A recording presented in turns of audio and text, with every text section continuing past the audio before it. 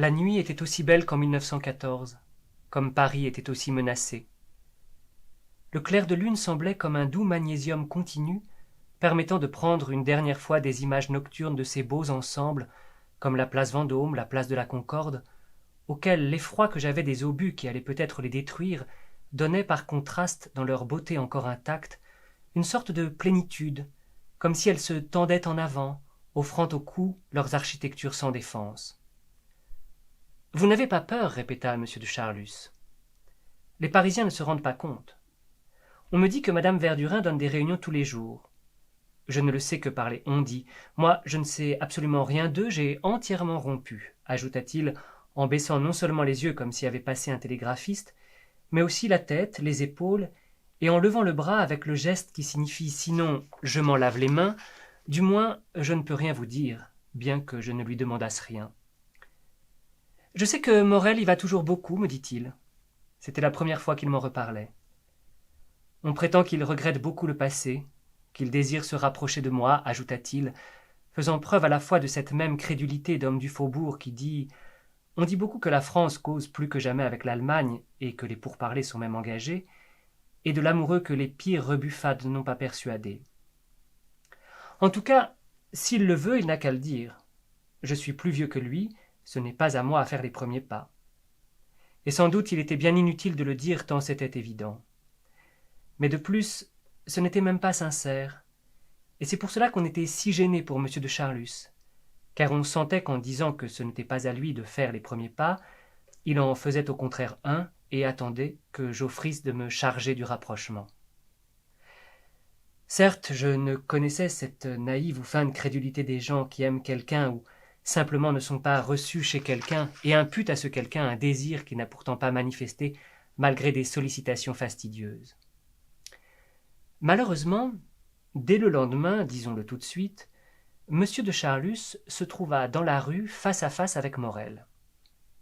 Celui-ci, pour exciter sa jalousie, le prit par le bras, lui raconta des histoires plus ou moins vraies, et quand M. de Charlus, éperdu, ayant besoin que Morel restât cette soirée auprès de lui, le supplia de ne pas aller ailleurs, l'autre, apercevant un camarade, dit adieu à M. de Charlus, qui, de colère, espérant que cette menace que, bien entendu, il semblait ne devoir exécuter jamais, ferait rester Morel, lui dit « Prends garde, je me vengerai ».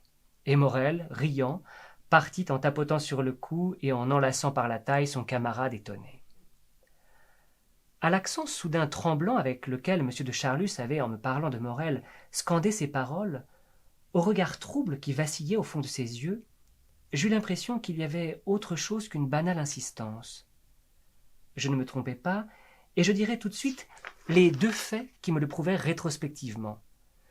J'anticipe de beaucoup d'années pour le second de ces faits, postérieurs à la mort de M. de Charlus. Or, elle ne devait se produire que bien plus tard, et nous aurons l'occasion de le revoir plusieurs fois, bien différent de ce que nous l'avons connu, et en particulier la dernière fois à une époque où il avait entièrement oublié Morel. Quant au premier de ces faits, il se produisit 2 ans seulement après le soir où je descendais ainsi les boulevards avec M. de Charlus. Donc environ 2 ans après cette soirée, je rencontrai Morel. Je pensais aussitôt à M. de Charlus, au plaisir qu'il aurait à revoir le violoniste, et j'insistai auprès de lui pour qu'il allât le voir, fût-ce une fois. « Il a été bon pour vous, dis-je à Morel. Il est déjà vieux, il peut mourir, il faut liquider les vieilles querelles et effacer les traces de la brouille. » Morel parut entièrement de mon avis quant à un apaisement désirable, mais il n'en refusa pas moins catégoriquement de faire même une seule visite à M. de Charlus. « Vous avez tort, lui dis-je. Est-ce par entêtement, par paresse, par méchanceté, par amour-propre mal placé, par vertu, soyez sûr qu'elle ne sera pas attaquée, par coquetterie ?» Alors le violoniste, tordant son visage pour un aveu qui lui coûtait sans doute extrêmement, me répondit en frissonnant « Non, ce n'est pour rien de tout cela. La vertu, je m'en fous. La méchanceté, au contraire, je commence à le plaindre. Ce n'est pas par coquetterie, elle serait inutile. Ce n'est pas par paresse, il y a des journées entières où je reste à me tourner les pouces. Non, ce n'est à cause de rien de tout cela. C'est... Ne le dites jamais à personne, et je suis fou de vous le dire. C'est...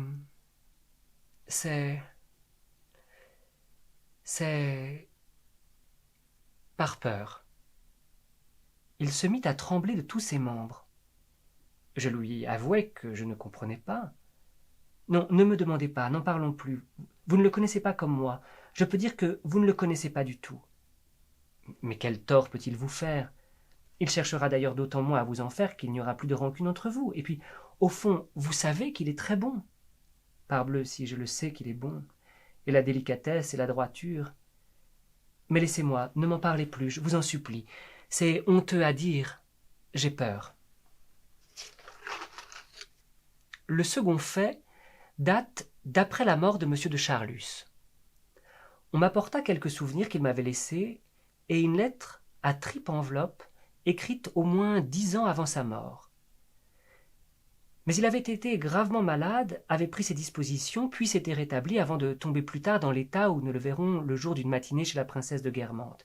Et la lettre, restée dans un coffre avec les objets qu'il léguait à quelques amis, était restée là 7 ans. 7 ans pendant lesquels il avait entièrement oublié Morel. La lettre, tracée d'une écriture fine et ferme, était ainsi conçue. Mon cher ami, les voies de la Providence sont inconnues.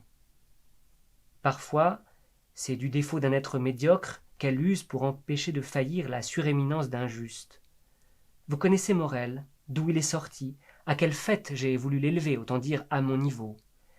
Vous savez qu'il a préféré retourner non pas à la poussière et à la cendre, d'où tout homme, c'est-à-dire le véritable phénix, peut renaître, mais à la boue où rampe la vipère. Il s'est laissé choir ce qui m'a préservé de déchoir. Vous savez que mes armes contiennent la devise même de notre Seigneur, Inculcabis super leonem et aspidem, avec un homme représenté comme ayant à la plante de ses pieds, comme support héraldique, un lion et un serpent. Or, si j'ai pu fouler ainsi le propre lion que je suis, c'est grâce au serpent et à sa prudence, qu'on appelle trop légèrement parfois un défaut, car la profonde sagesse de l'Évangile en fait une vertu, au moins une vertu pour les autres. Notre serpent, au sifflement jadis harmonieux, modulé, quand il avait un charmeur, fort charmé du reste, n'était pas seulement musical et reptile. Il avait, jusqu'à la lâcheté, cette vertu que je tiens maintenant pour divine, la prudence. C'est cette divine prudence qui l'a fait résister aux appels que je lui ai fait transmettre de revenir me voir, et je n'aurai de paix en ce monde et d'espoir de pardon dans l'autre que si je vous en fais l'aveu. C'est lui qui a été en cela l'instrument de la sagesse divine, car je l'avais résolu, et il ne serait pas sorti de chez moi vivant. Il fallait que l'un de nous deux disparût. J'étais décidé à le tuer. Dieu lui a conseillé la prudence pour me préserver d'un crime. Je ne doute pas que l'intercession de l'archange Michel, mon saint patron, n'ait joué là un grand rôle, et je le prie de me pardonner de l'avoir tant négligé pendant plusieurs années et d'avoir si mal répondu aux innombrables bontés qu'il m'a témoignées, tout spécialement dans ma lutte contre le mal. Je dois à ce serviteur, je le dis dans la plénitude de ma foi et de mon intelligence, que le Père céleste ait inspiré à Morel de ne pas venir. Aussi, c'est moi maintenant qui me meurs. Votre fidèlement dévoué, Semper idem, P. G. Charlus. Alors je compris la peur de Morel. Certes, il y avait dans cette lettre bien de l'orgueil et de la littérature, mais l'aveu était vrai. Et Morel savait mieux que moi que le côté presque fou que madame de Guermantes trouvait chez son beau-frère ne se bornait pas, comme je l'avais cru jusque-là, à ces dehors momentanés de rage superficielle et inopérante. Mais il faut revenir en arrière. Je descends les boulevards à côté de M. de Charlus, lequel vient de me prendre comme vague intermédiaire pour des ouvertures de paix entre lui et Morel. Voyant que je ne lui répondais pas, il continua ainsi. Je ne sais pas du reste pourquoi il ne joue pas. On ne fait plus de musique sous prétexte que c'est la guerre, mais on danse, on dîne en ville. Les fêtes remplissent ce qui sera peut-être, si les Allemands avancent encore, les derniers jours de notre Pompéi. Pour peu que la lave de quelques Vésuves allemands, leurs pièces de marine ne sont pas moins terribles qu'un volcan, viennent les surprendre à leur toilette et éternisent leurs gestes en l'interrompant, les enfants s'instruiront plus tard en regardant dans les livres de classe illustrés Madame Mollet qui allait mettre une dernière couche de fard avant d'aller dîner chez une belle-sœur ou Sosthène de Guermantes finissant de peindre ses faux sourcils. Ce sera matière à court pour les Brichots de l'avenir. La frivolité d'une époque quand 10 siècles ont passé sur elle est digne de la plus grave érudition, surtout si elle a été conservée intacte par une éruption volcanique ou des matières analogues à la lave projetée par bombardement. Quel document pour l'histoire future, quand les gaz asphyxiants analogues à ceux qu'émettait le Vésuve et des écroulements comme ceux qui ensevelirent Pompéi garderont intactes toutes les dernières imprudentes qui n'ont pas fait encore filer pour Bayonne leurs tableaux et leurs statues.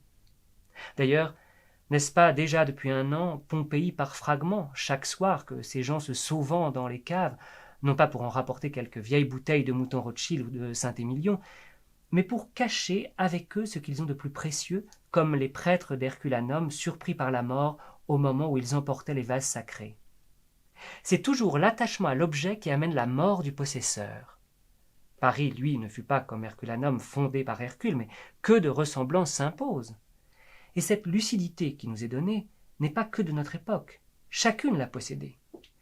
Si je pense que nous pouvons avoir demain le sort des villes du Vésuve, celles-ci sentaient qu'elles étaient menacées du sort des villes maudites de la Bible. On a retrouvé sur les murs d'une des maisons de Pompéi cette inscription révélatrice « Sodoma Gomorrha ». Je ne sais si ce fut ce nom de Sodome et les idées qu'il éveilla en lui, soit celles du bombardement, qui firent que M. de Charlus leva un instant les yeux au ciel, mais il les ramena bientôt sur la terre. « J'admire tous les héros de cette guerre, dit-il. Tenez, mon cher, les soldats anglais que j'ai un peu légèrement considérés au début de la guerre comme de simples joueurs de football assez présomptueux pour se mesurer avec des professionnels, et quels professionnels, eh bien, rien qu'esthétiquement, ce sont des athlètes de la Grèce.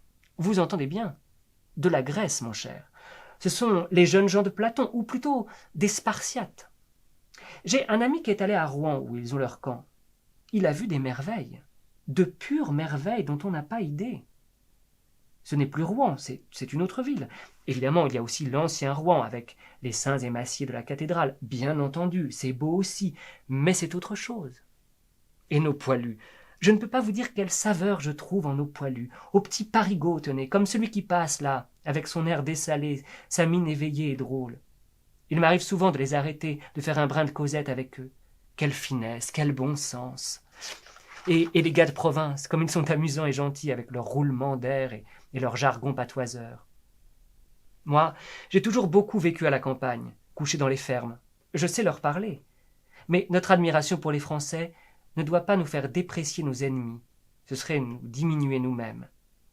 Et vous ne savez pas quel soldat est le soldat allemand. Vous ne l'avez pas vu comme moi défiler au pas de parade, au pas de loi, unter den Linden. En revenant à l'idéal de virilité qu'il m'avait esquissé à Balbec, et qui, avec le temps, avait pris chez lui une forme philosophique, usant d'ailleurs de raisonnements absurdes qui, par moments, même quand il venait d'être supérieur, laissaient voir la trame trop mince du simple homme du monde, bien comme du monde intelligent. « Voyez-vous, me dit-il, le superbe gaillard qu'est le soldat Boche est un être fort, sain, ne pensant qu'à la grandeur de son pays, Deutschland über alles. Ce qui n'est pas si bête, et, tandis qu'il se préparait virilement, nous nous sommes abîmés dans le dilettantisme. » Ce mot signifiait probablement, pour M. de Charlus, quelque chose d'analogue à la littérature, car aussitôt, se rappelant sans doute que j'aimais les lettres et avait eu un moment l'intention de m'y adonner, il me tapa sur l'épaule, profitant du geste pour s'y appuyer jusqu'à me faire aussi mal qu'autrefois quand je faisais mon service militaire le recul contre l'omoplate du 76. Il me dit, comme pour adoucir le reproche, « Oui, nous nous sommes abîmés dans le dilettantisme, nous tous, vous aussi. Rappelez-vous, vous pouvez faire comme moi votre mea culpa. Nous avons été trop dilettantes. » Par surprise du reproche, manque d'esprit de répartie, déférence envers mon interlocuteur et attendrissement pour son amicale bonté, je répondis comme si, ainsi qu'il m'y invitait, j'avais aussi à me frapper la poitrine, ce qui était parfaitement stupide car je n'avais pas l'ombre de dilettantisme à me reprocher. « Allons, me dit-il, je vous quitte, le groupe qui l'avait escorté de loin ayant fini par nous abandonner.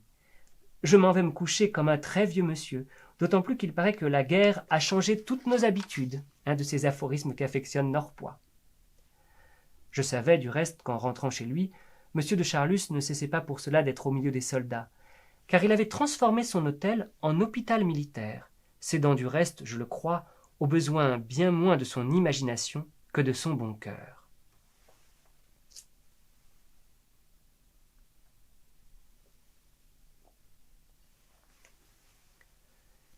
Il faisait une nuit transparente et sans souffle.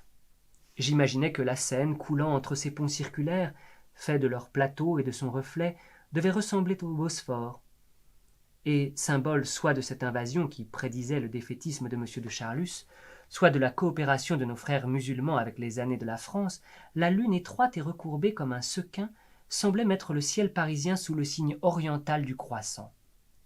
Pour un instant encore, il resta en arrêt devant un Sénégalais en me disant adieu et en me serrant la main à me la broyer, ce qui est une particularité allemande chez les gens qui sentent comme le baron, et en continuant pendant quelque temps à me la malaxer, eût dit jadis Cottard, comme si M. de Charlus avait voulu rendre à mes articulations une souplesse qu'elle n'avait point perdue.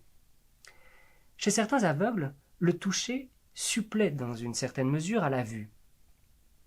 Je ne sais trop de quel sens il prenait la place ici. Il croyait peut-être seulement me serrer la main, comme il eût cru sans doute ne faire que voir le Sénégalais qui passait dans l'ombre et ne daigna pas s'apercevoir qu'il était admiré. Mais dans ces deux cas, le baron se trompait. Il péchait par excès de contact et de regard. Est-ce que tout l'Orient de Decamps, de Fromentin, d'Ingres, de Delacroix n'est pas là-dedans, me dit-il, encore immobilisé par le passage du Sénégalais. Vous savez, moi, je ne m'intéresse jamais aux choses et aux êtres qu'en peintre, en philosophe. D'ailleurs, je suis trop vieux. Mais quel malheur, pour compléter le tableau, que l'un de nous deux ne soit pas une odalisque. Ce ne fut pas l'Orient de Decamps ni même de Delacroix qui commença de hanter mon imagination quand le baron m'eut quitté, mais le vieil Orient de ces 1001 nuits que j'avais tant aimé, et me perdant peu à peu dans le lacis de ces rues noires, je pensais au calife Haroun al-Rachid en quête d'aventure dans les quartiers perdus de Bagdad.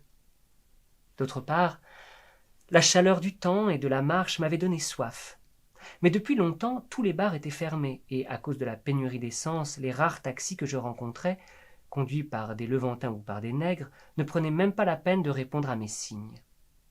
Le seul endroit où j'aurais pu me faire servir à boire et reprendre des forces pour rentrer chez moi eût été un hôtel. Mais dans la rue assez éloignée du centre où j'étais parvenu, tous, depuis que sur Paris les Gotha lançaient leurs bombes, avaient fermé. Il en était de même de presque toutes les boutiques de commerçants, lesquels, faute d'employés ou eux-mêmes pris de peur, avaient fui à la campagne et laissé sur la porte un avertissement habituel écrit à la main et annonçant leur réouverture pour une époque éloignée et d'ailleurs problématique. Les autres établissements, qui avaient pu survivre encore, annonçaient de la même manière qu'ils n'ouvraient que 2 fois par semaine. On sentait que la misère, l'abandon, la peur habitaient tout ce quartier. Je n'en fus que plus surpris de voir qu'entre ces maisons délaissées, il y en avait une où la vie, au contraire, semblait avoir vaincu l'effroi, la faillite, et entretenait l'activité et la richesse. Derrière les volets clos de chaque fenêtre, la lumière tamisée, à cause des ordonnances de police, décelait pourtant un insouci complet de l'économie. Et à tout instant, la porte s'ouvrait pour laisser entrer ou sortir quelques visiteurs nouveaux. C'était un hôtel par qui la jalousie de tous les commerçants voisins, à cause de l'argent que ses propriétaires devaient gagner, devait être excitée, et ma curiosité le fut aussi quand je vis sortir rapidement, à une quinzaine de mètres de moi, c'est-à-dire trop loin pour que dans l'obscurité profonde je puisse le reconnaître, un officier.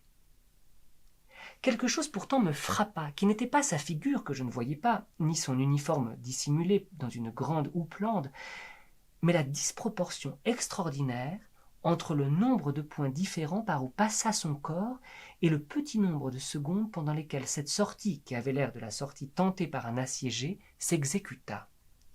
De sorte que je pensais, si je ne le reconnus pas formellement, je ne dirais pas même à la tournure, ni à la sveltesse, ni à l'allure, ni à la vélocité de Saint-Loup, mais à l'espèce d'ubiquité qui lui était si spéciale.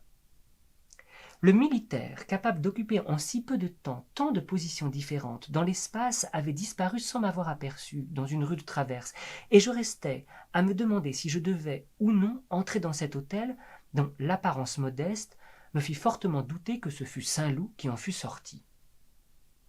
Je me rappelais involontairement que Saint-Loup avait été injustement mêlé à une affaire d'espionnage parce qu'on avait trouvé son nom dans les lettres saisies sur un officier allemand. Pleine justice lui avait d'ailleurs été rendue par l'autorité militaire. Mais malgré moi, je rapprochais ce fait de ce que je voyais. Cet hôtel servait-il de lieu de rendez-vous à des espions? L'officier avait depuis un moment disparu, quand je vis entrer de simples soldats de plusieurs armes, ce qui ajouta encore à la force de ma supposition. J'avais d'autre part extrêmement soif. Il est probable que je pourrais trouver à boire ici, me dis-je, et j'en profitai pour tâcher d'assouvir, malgré l'inquiétude qui s'y mêlait, ma curiosité. Je ne pense pas que ce fût la curiosité de cette rencontre qui me décida à monter le petit escalier de quelques marches au bout duquel la porte d'une espèce de vestibule était ouverte, sans doute à cause de la chaleur. Je crus d'abord que cette curiosité, je ne pourrais la satisfaire, car je vis plusieurs personnes venir demander une chambre à qui on répondit qu'il n'y en avait plus une seule. Mais je compris ensuite qu'elle n'avait évidemment contre elle que de ne pas faire partie du nid d'espionnage, car un simple marin s'étant présenté un moment après, on se hâta de lui donner le numéro 28. Je pus apercevoir sans être vu, grâce à l'obscurité, quelques militaires et 2 ouvriers qui causaient tranquillement dans une petite pièce étouffée, prétentieusement ornée de portraits en couleurs de femmes découpés dans des magazines et des revues illustrées. Ces gens causaient tranquillement en train d'exposer des idées patriotiques. « Qu'est-ce que tu veux? On fera comme les camarades, disait l'un. « Ah, pour sûr que je pense bien ne pas être tué, répondait à un vœu que je n'avais pas entendu, un autre qui, à ce que je compris, repartait le lendemain pour un poste dangereux. Par exemple, à 22 ans, en n'ayant encore fait que 6 mois, ce serait fort, criait-il avec un ton où perçait encore plus que le désir de vivre longtemps, la conscience de raisonner juste, et comme si le fait de n'avoir que 22 ans devait lui donner plus de chance de ne pas être tué, et que ce dût être une chose impossible qu'il le fût. À Paris, c'était patent, disait un autre. On ne dirait pas qu'il y a la guerre. Et toi, Julot, tu t'engages toujours? Pour sûr que je m'engage. J'ai envie d'aller y taper un peu dans le tas à tous ces sales boches. Mais Joffre, c'est un homme qui couche avec les femmes des ministres, c'est pas un homme qui a fait quelque chose. C'est malheureux d'entendre des choses pareilles, dit un aviateur un peu plus âgé en se tournant vers l'ouvrier qui venait de faire entendre cette proposition. Je vous conseillerais pas de causer comme ça en première ligne. Les poilus vous auraient vite expédié. La banalité de ces conversations ne me donnait pas grande envie d'en entendre davantage, et j'allais entrer ou redescendre quand je fus tiré de mon indifférence en entendant ces phrases qui me firent frémir. C'était patent, le patron qui ne revient pas, dame, à cette heure-ci, je ne sais pas trop, il trouvera des chaînes. Puisque l'autre est déjà attaché. Il est attaché, bien sûr, est attaché, il ne l'est pas. Moi, je serais attaché comme ça que je pourrais me détacher. Mais le cadenas est fermé. C'est entendu qu'il est fermé, mais ça peut s'ouvrir à la rigueur. C'est que les chaînes ne sont pas assez longues. Tu vas pas m'expliquer à moi ce que c'est. J'y ai tapé dessus hier pendant toute la nuit que le sang m'en coulait sur les mains. C'est toi qui taperas ce soir? Non, c'est pas moi, c'est Maurice. Mais ça sera moi dimanche, le patron me l'a promis. Je compris maintenant pourquoi on avait eu besoin des bras solides du marin. Si on avait éloigné de paisibles bourgeois, ce n'était donc pas qu'un nid d'espions que cet hôtel. Un crime atroce allait y être consommé si on n'arrivait pas à temps pour le découvrir et faire arrêter les coupables. Tout cela pourtant, dans cette nuit paisible menacée, gardait une apparence de rêve, de conte, et c'est à la fois avec une fierté de justicier et une volupté de poète que j'entrai délibérément dans l'hôtel. Je touchai légèrement mon chapeau, et les personnes présentes, sans se déranger, répondirent plus ou moins poliment à mon salut. « Est-ce que vous pourriez me dire à qui il faut m'adresser? Je voudrais avoir une chambre et qu'on m'y monte à boire. »« Attendez une minute, le patron est sorti. »« Il y a le chef là-haut, insinua un des causeurs. Mais tu sais bien qu'on ne peut pas le déranger. »« Croyez-vous qu'on me donnera une chambre? »« Je crois. Le 43 doit être libre, dit le jeune homme qui était sûr de ne pas être tué parce qu'il n'avait que 22 ans. Et il se poussa légèrement sur le sofa pour me faire une place. Si on ouvrait un peu la fenêtre, il y a une fumée ici, dit l'aviateur. Et en effet, chacun avait sa pipe ou sa cigarette. Oui, mais alors fermez d'abord les volets. Vous savez bien qu'il est défendu d'avoir de la lumière à cause des zeppelins. Il n'en viendra plus de zeppelins. Les journaux ont même fait allusion sur ce qu'ils avaient été tous descendus. Il n'en viendra plus, qu'est-ce que t'en sais?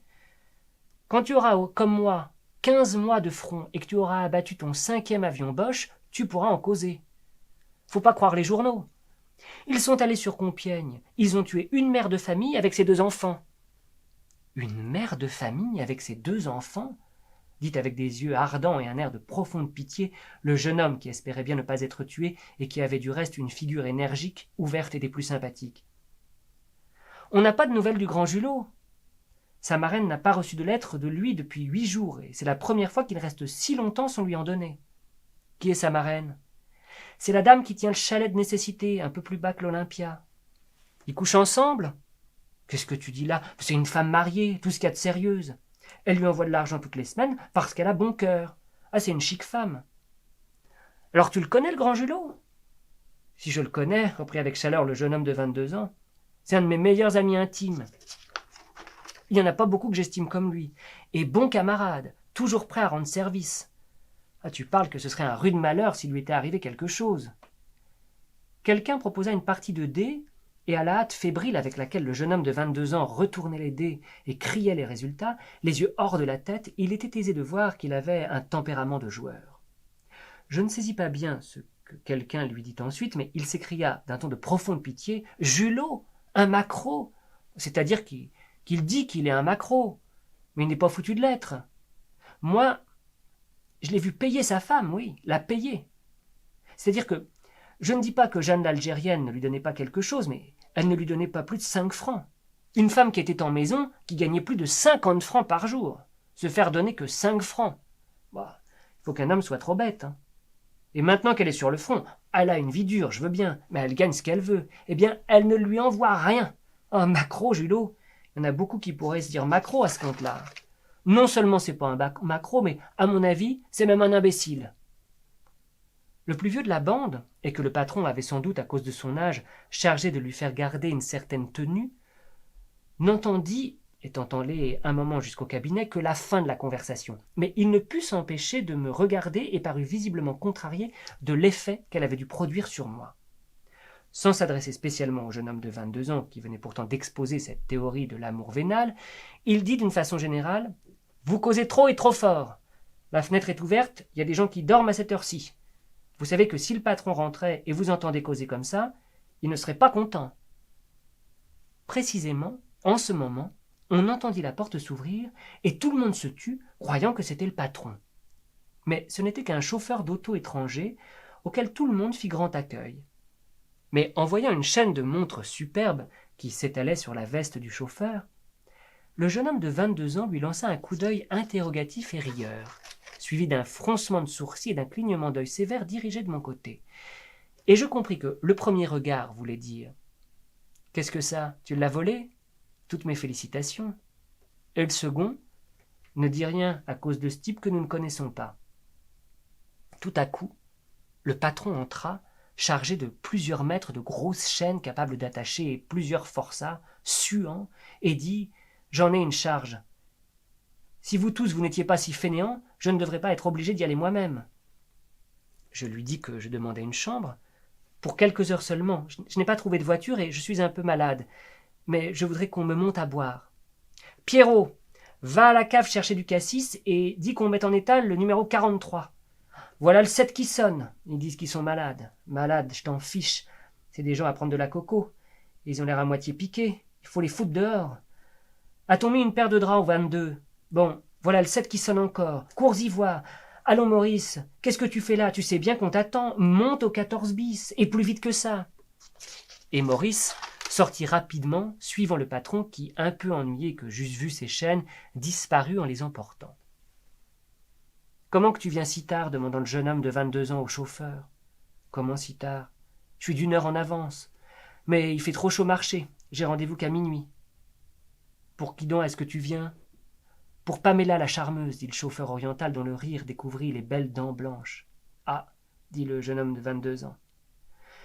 Bientôt, on me fit monter dans la chambre 43.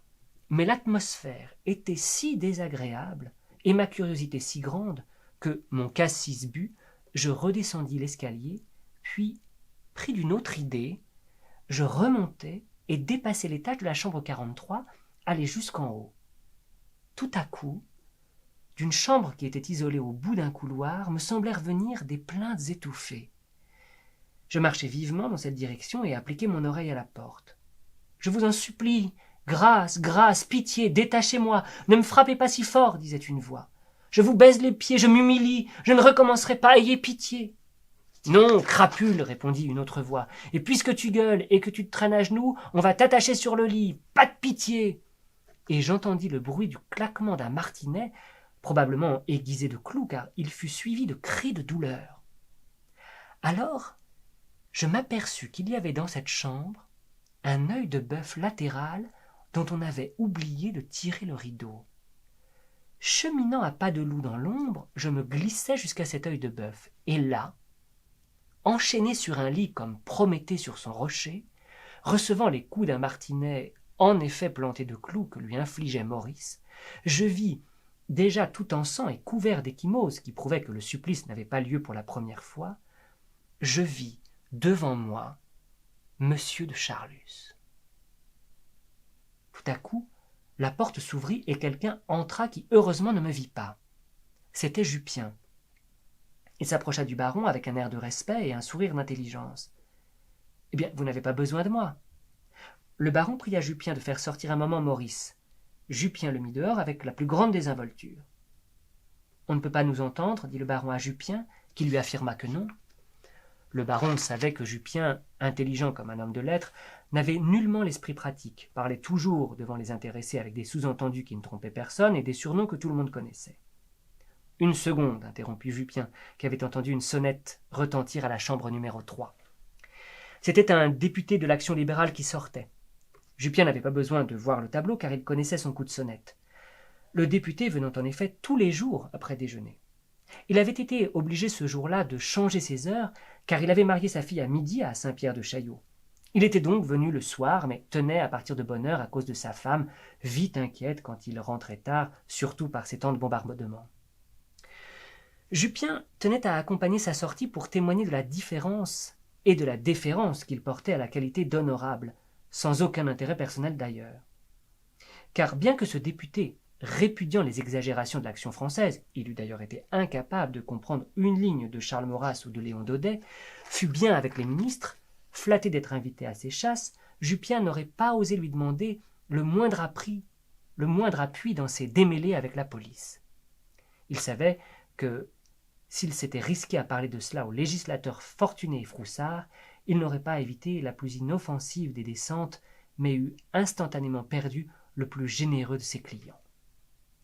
Après avoir reconduit jusqu'à la porte le député, qui avait rabattu son chapeau sur ses yeux, relevé son col et glissant rapidement comme il faisait dans ses programmes électoraux, croyait cacher son visage, Jupien remonta près de M. de Charlus, à qui il dit « C'était M. Eugène. » Chez Jupien, comme dans les maisons de santé, on n'appelait les gens que par leur prénom, tout en ayant soin d'ajouter à l'oreille pour satisfaire la curiosité des habitués ou augmenter le prestige de la maison leur nom véritable. Quelquefois, cependant, Jupien ignorait la personnalité vraie de ses clients, s'imaginait et disait que c'était un tel boursier, tel noble, tel artiste, erreur passagère et charmante pour ceux qu'on nommait à tort, et finissait par se résigner à ignorer toujours qui était M. Victor. Jupien avait aussi l'habitude, pour plaire au baron, de faire l'inverse de ce qui est de mise dans certaines réunions. « Je vais vous présenter M. Lebrun. » À l'oreille, il se fait appeler M. Lebrun, mais en réalité, c'est le grand-duc de Russie. Inversement, Jupien sentait que ce n'était pas encore assez de présenter à M. de Charlus un garçon laitier. Il lui murmurait en clignant de l'œil « Il est garçon laitier, mais au fond, c'est surtout un des plus dangereux apaches de Belleville. » Il fallait voir le ton grivois dont Jupien disait « apache ». Et, comme si ces références ne suffisaient pas, il tâchait d'ajouter quelques citations. Il a été condamné plusieurs fois pour vol et cambriolage de villas. Il a été à Fresnes pour s'être battu, même air grivois, avec des passants qu'il a à moitié estropiés. Et il a été au bas de Daf. Il a tué son sergent. Le baron en voulait même légèrement à Jupien, car il savait que dans cette maison qu'il avait chargé son factotum d'acheter pour lui et de faire gérer par un sous-ordre, tout le monde, par les maladresses de l'oncle de mademoiselle de Lauron, feu madame de Cambremer, connaissait plus ou moins sa personnalité et son nom. Beaucoup seulement croyaient que c'était un surnom, et, le prononçant mal, l'avaient déformé de sorte que la sauvegarde du baron avait été leur propre bêtise et non la discrétion de Jupien.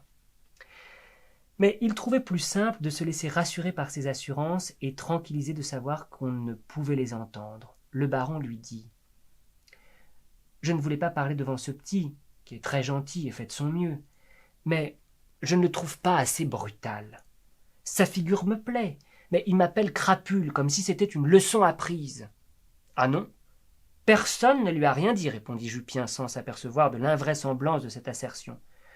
Il a du reste été compromis dans le meurtre d'une concierge de la Villette. Ah, cela c'est assez intéressant, dit le baron avec un sourire.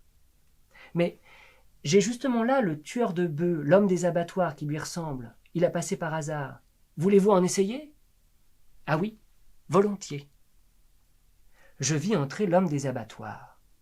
Il ressemblait en effet un peu à Maurice, mais chose plus curieuse, tous deux avaient quelque chose d'un type que personnellement je n'avais pas dégagé, mais qu'à ce moment je me rendis très bien compte existait dans la figure de Morel. Sinon, dans la figure de Morel telle que je l'avais toujours vue, du moins dans un certain visage que des yeux aimants, voyant Morel autrement que moi, auraient pu composer avec ses traits. Dès que je me fus fait intérieurement, avec des traits empruntés à mes souvenirs de Morel, cette maquette de ce qu'il pouvait représenter à un autre, je me rendis compte que ces deux jeunes gens, dont l'un était un garçon bijoutier et l'autre un employé d'hôtel, étaient de vagues succédanés de Morel. Fallait-il en conclure que M. de Charlus, au moins en une certaine forme de ses amours, était toujours fidèle à un même type et que le désir qui lui avait fait choisir l'un après l'autre ces deux jeunes gens était le même que celui qui lui avait fait arrêter Morel sur le quai de la gare de Doncières, que tous trois ressemblaient un peu à l'éphèbe dont la forme intaillée dans le saphir qu'étaient les yeux de M. de Charlus donnait à son regard ce quelque chose de si particulier qui m'avait effrayé le premier jour à Balbec, ou que son amour pour Morel ayant modifié le type qu'il cherchait, pour se consoler de son absence, il cherchait des hommes qui lui ressemblassent. Une supposition que je fis aussi fut que peut-être il n'avait jamais existé entre Morel et lui, malgré les apparences, que des relations d'amitié, et que M. de Charlus faisait venir chez Jupien des jeunes gens qui ressemblassent assez à Morel pour qu'il pût avoir auprès d'eux l'illusion de prendre du plaisir avec lui. Il est vrai qu'en songeant à tout ce que M. de Charlus a fait pour Morel, cette supposition eût semblé peu probable, si l'on ne savait que l'amour nous pousse non seulement au plus grand sacrifice pour l'être que nous aimons, mais parfois jusqu'au sacrifice de notre désir lui-même, qui d'ailleurs est d'autant moins facilement exaucé que l'être que nous aimons sans que nous aimons davantage. Ce qui enlève aussi à une telle supposition l'invraisemblance qu'elle semble avoir au premier abord, bien qu'elle ne corresponde sans doute pas à la réalité, est dans le tempérament nerveux, dans le caractère profondément passionné de M. de Charlus, pareil en cela à celui de Saint-Loup, et qui avait pu jouer au début de ses relations avec Morel le même rôle, et plus décent et négatif, qu'au début des relations de son neveu avec Rachel. Les relations avec une femme qu'on aime, et cela peut s'étendre à l'amour pour un jeune homme, peuvent rester platoniques pour une autre raison que la vertu de la femme ou que la nature peu sensuelle de l'amour qu'elle inspire. Cette raison peut être que l'amoureux, trop impatient par l'excès même de son amour, ne sait pas attendre avec une feinte suffisante d'indifférence le moment où il obtiendra ce qu'il désire. Tout le temps, il revient à la charge, il ne cesse d'écrire à celle qu'il aime, il cherche tout le temps à la voir. Elle le lui refuse, il est désespéré. Dès lors, elle a compris que si elle lui accorde sa compagnie, son amitié, ses biens paraîtront déjà tellement considérables à celui qui a cru en être privé, qu'elle peut se dispenser de donner davantage et profiter d'un moment où il ne peut plus supporter de ne pas la voir, où il veut à tout prix terminer la guerre, en lui imposant une paix qui aura pour première condition le platonisme des relations. D'ailleurs, pendant tout le temps qui a précédé ce traité, l'amoureux, tout le temps anxieux, sans cesse à l'affût d'une lettre, d'un regard, a cessé de penser à la possession physique dont le désir l'avait tourmenté d'abord, mais qui s'est usé dans l'attente et a fait place à des besoins d'un autre ordre, plus douloureux d'ailleurs s'ils ne sont pas satisfaits. Alors, le plaisir qu'on avait le premier jour espéré des caresses, on le reçoit plus tard, tout dénaturé sous la forme de paroles amicales, de promesses de présence qui, après les effets de l'incertitude, quelquefois simplement après un regard embrumé de tous les brouillards de la froideur, et qui recule si loin la personne qu'on croit qu'on ne la reverra jamais, amènent de délicieuses détentes. Les femmes devinent tout cela et savent qu'elles peuvent s'offrir le luxe de ne se donner jamais à ceux dont elles sentent, s'ils ont été trop nerveux pour le leur cacher les premiers jours, l'inguérissable désir qu'ils ont d'elles. La femme est trop heureuse que, sans rien donner, elle reçoive beaucoup plus qu'elle n'a l'habitude quand elle se donne. Les grands nerveux croient ainsi à la vertu de leur idole, et l'auréole qu'ils mettent autour d'elle est aussi un produit, mais comme on voit fort indirect, de leur excessif amour. Il existe alors chez la femme ce qui existe à l'état inconscient chez les médicaments à leur insu rusés, comme sont les soporifiques, la morphine. Ce n'est pas à ceux à qui ils donnent le plaisir du sommeil ou un véritable bien-être qu'ils sont absolument nécessaires. Ce n'est pas par cela qu'ils seraient achetés à prix d'or, échangés contre tout ce que le malade possède. C'est par ces autres malades, d'ailleurs peut-être les mêmes, mais à quelques années de distance devenus autres, que le médicament ne fait pas dormir, à qui il ne cause aucune volupté, mais qui, tant qu'ils ne l'ont pas, sont en proie à une agitation qu'ils veulent faire cesser à tout prix, fût-ce en se donnant la mort. Pour M. de Charlus, dont le cas en somme, avec cette légère différenciation due à la similitude du sexe, rentre dans les lois générales de l'amour, il avait beau appartenir à une famille plus ancienne que les Capétiens, être riche, être vainement recherché par une société élégante, et Morel n'être rien. Il aurait eu beau dire à Morel, comme il m'avait dit à moi-même, « Je suis prince, je veux votre bien », encore était-ce Morel qui avait le dessus s'il ne voulait pas se rendre. Et pour qu'il ne le voulût pas, il suffisait peut-être qu'il se sentît aimé. L'horreur que les grands ont pour les snobs qui veulent à toute force se lier avec eux, l'homme viril l'a pour l'inverti, la femme pour tout homme trop amoureux. M. de Charlus non seulement avait tous les avantages, mais on eût proposé d'immenses à Morel. Mais il est possible que tout cela se fût brisé contre une volonté. Il en eût été dans le cas de M. de Charlus comme de ces Allemands, auxquels il appartenait du reste par ses origines, et qui dans la guerre qui se déroulait à ce moment étaient bien, comme le baron le répétait un peu trop volontiers, vainqueurs sur tous les fronts. Mais à quoi leur servait leur victoire, puisqu'après chacune, ils trouvaient les alliés plus résolus à leur refuser la seule chose que les Allemands eussent souhaité d'obtenir, la paix et la réconciliation. Ainsi, Napoléon entrait en Russie et demandait magnanimement aux autorités de venir vers lui, mais personne ne se présentait. Je descendis et rentrai dans la petite antichambre où Maurice, incertain si on le rappellerait, et à qui Jupien avait à tout hasard dit d'attendre, était en train de faire une partie de cartes avec un de ses camarades.